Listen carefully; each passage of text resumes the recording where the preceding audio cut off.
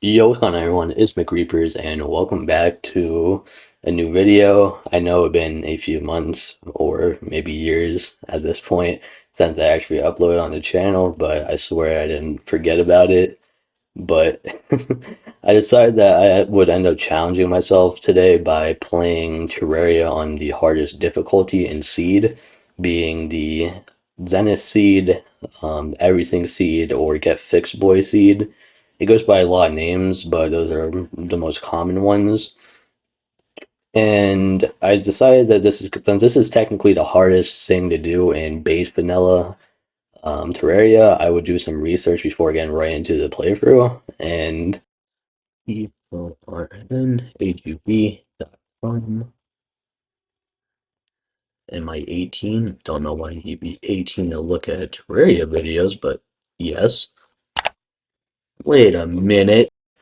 I ended up looking at the official wiki page for a few minutes and watching other YouTubers play the game because they are a lot better than me. I'm not that great at this game, despite what I say. But after doing that, we ended up making our character and making the world. And in order for this to actually work in the seed name, you have to use Get Fixed Boy. And during world generation, you will see your cursor turns into a smiley face and you'll see shooting stars falling in the background. Whenever you hit one of these shooting stars, you'll notice that it bounces off and then also makes a cat sound. And what this does is every single time you hit one of these stars, it increases the amount of buildings and like ores and traps that spawn by 0.1%. And you can get this up to 20%. So in total, you have to hit 200 stars to max this out, which I'm not sure whether or not I did. But I did this for 2 minutes straight while also giving myself carpal tunnel in the process. And now we can actually load into a world. After spawning, we can see that we're spawned in hell. And instead of having the guide NPC, we are given the princess, tax collector, party girl, steampunker, and one of the town NPC slimes. I don't really know what they are. That was new to 1.4.4, which I didn't really play. And I ended up starting to play through like any other, chopping down trees, making some NPC housing, making some wooden armor for a little bit of extra protection, and a wooden sword since the copper short sword is not gonna do it. And then while I'm building the NPC houses, we see that all of the NPCs end up dying, which essentially just means the end of the first day and the start of night.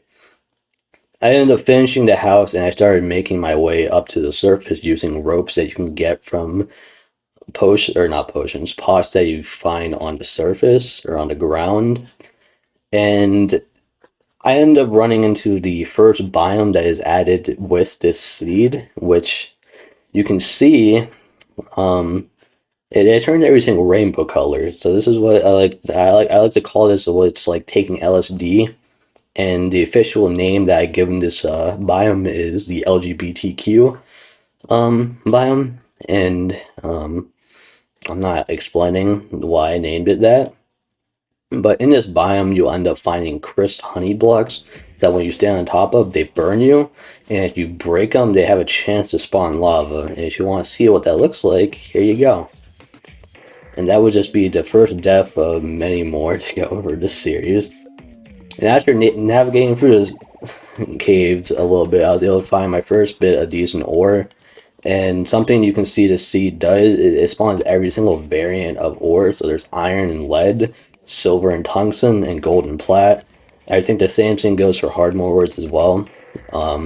This isn't really that big of a deal, but it does make mining a little bit longer.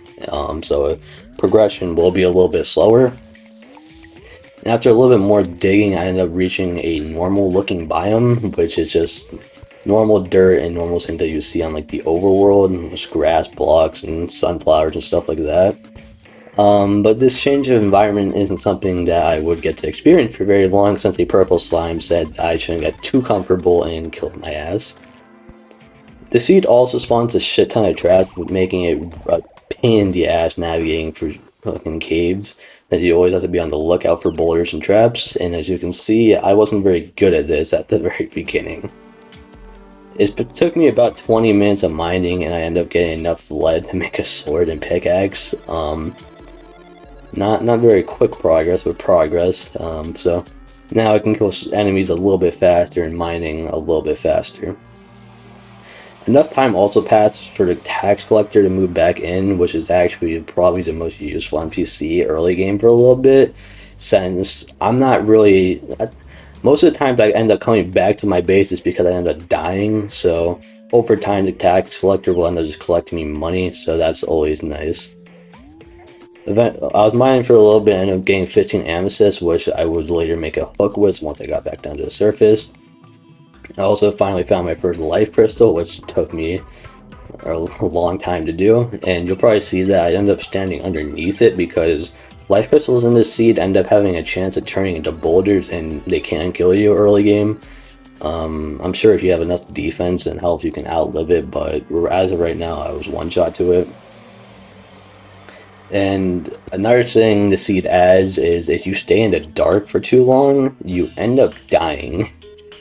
This is from the Don't Start Together seed, and it also adds a hunger system, which early game isn't that big of a problem because I don't end up really staying alive often long enough to actually start starving to death. But yeah, that's not really a thing I have to worry about for a while.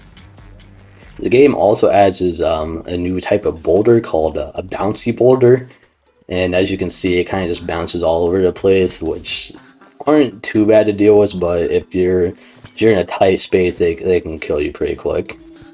And I also ended up dying to sand 2 times, so that was nice. So after about an hour of mining, I was able to find my first golden chest, which, like I said, progress was pretty slow. And ended up having a banded region, which would be, I think, my first accessory, which is not a horrible accessory, but it's not that great either. Ended up finding a minecart and it led me to my second life crystal and another golden chest that had a mace in it, which typically I'd be pretty mad about since they're kind of dog shit, but that was unironically my best weapon right now. And I guess in this seed, standing over cactuses makes you take damage. But I mean, it makes sense in theory. And I end up dying to sand again. So that's 3 deaths from sand already, which is lovely. I found another minecart was led me to my third life crystal. So now we weren't one shot to most enemies. We could typically take 1 to 2 hits. I also ended up finding my third gold chest, but it had Hermes boost, which is really massive, will help with mobility a lot and help choose your bosses. My next gold chest ended up having Hermes boost in it as well, which was a little bit disappointing. But a big thing from that chest was the Moonlord leggings, which are actually really good since they improve like your overall mobility. You run faster and you can jump a lot higher, which are both going to be really useful for both Ayakasul and King Slime. And at this point, a lot of time, at this point, a lot of time has passed. So the merchant, guide, nurse, and demolition have all moved in. And at this point, I was able to upgrade my sword and pickaxe again, and bought some grenades since grenades in this seed are actually pretty decent since they do a lot of damage and they're relatively cheap. And right now our swords aren't really doing that much damage. I also found Cloud in the ball after a little bit, which further improves my mobility. So I think at this point, mobility wise, I was doing pretty well. And the seed also makes this mimic spawn pre-hard mode, and they end up just dropping like accessories you would find from golden chest and like around 10 gold. And I didn't get to get either one of those since I ended up dying to them. So like I said, at this point I think most of our accessories are pretty good, and I don't think we're going to be finding much more since for the most part we're only finding gold chests, and I think I've gotten like every single accessory you can get from golden chests.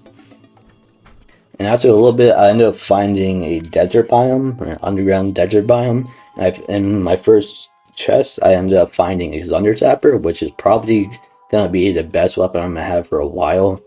I actually wanted the desert, or not desert, the storm spear, I think is what it's called. And after looting like two more desert chests, I ended up getting the Storm Spear. And so the Thunder Zapper and Storm Spear are gonna end up being my two main weapons for the first few bosses.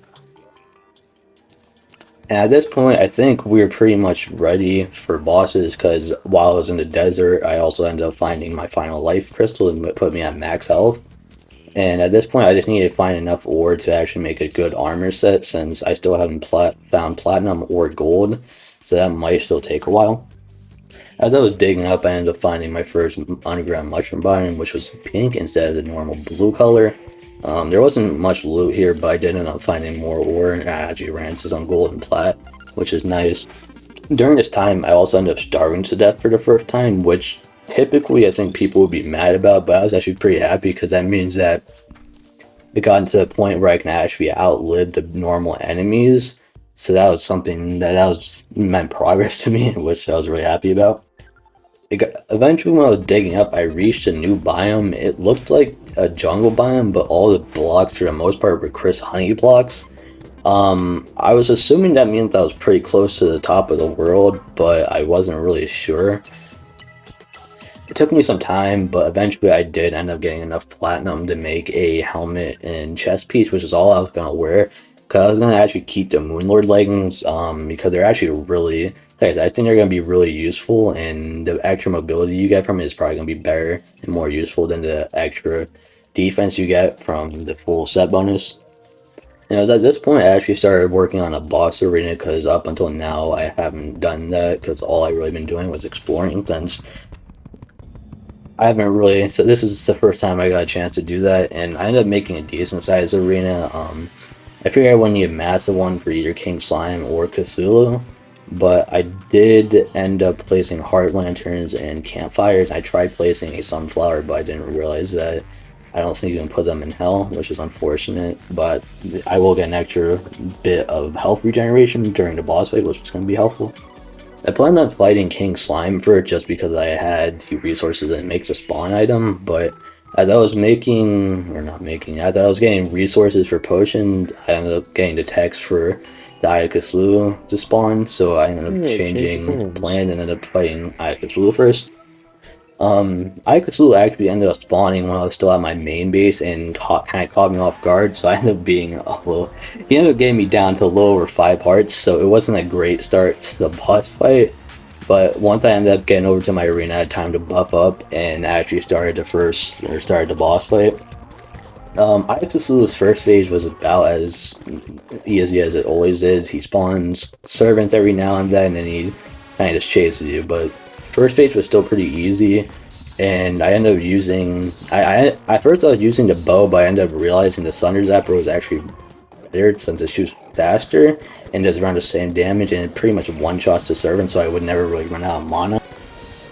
Once I end up getting him down to under 4,000 health, he goes into his second form, which, if you played Master Mode, he still does the dashes, but the thing, I think the gimmick that he gets from this seed is that he has this little, I wouldn't even call it attack, he ends up stopping every now and then and, like, spawning a bunch of servants, which typically would be bad, but since I was using a mage weapon, and like I said, I was essentially one-shotting the servants, it just helped me make it so I would never run out of mana. This boss fight, even in the second form, literally wasn't that bad.